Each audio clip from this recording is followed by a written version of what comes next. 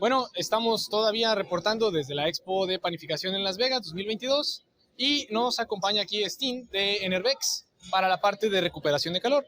So, Steen, please tell us about your technology and how does it work? Okay.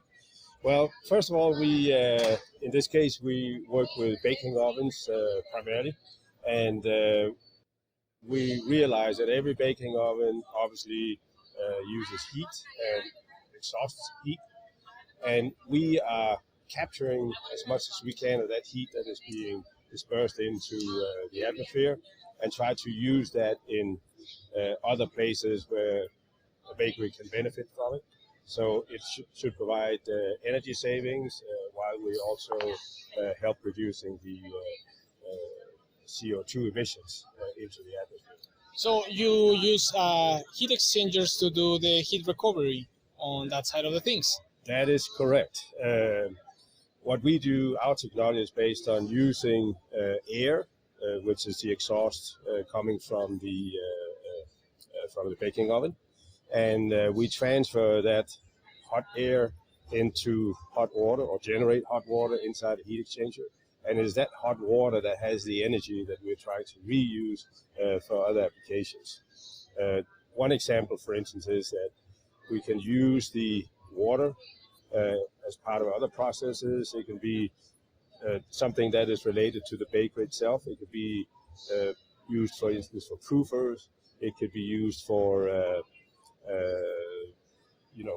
supply air. If you bring air into a building, we can use this system to heat up that air, which also has a positive effect on the operation of any kind of combustion appliance in there.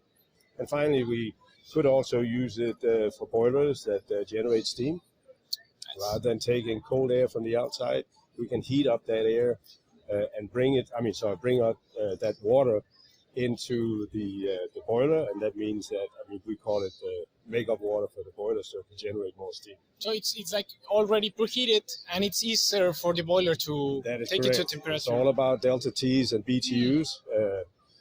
Obviously, hot water has BTUs in it. If we can just bring it up 1 degree before it goes into the boiler, we are saving generating BTUs that the boiler doesn't have to generate. So, well, this will be a typical installation of a tunnel oven, and this is what we are seeing here. Yes, if we look at this graphic right here, this is a tunnel oven that has 3 or 4 heating zones. Each heating zone typically has its own exhaust system, as you see right here. But what we do, and this is to make sure that we can capture as much heat as possible at one given time, and only have to send it through one economizer rather than having one economizer for each stack.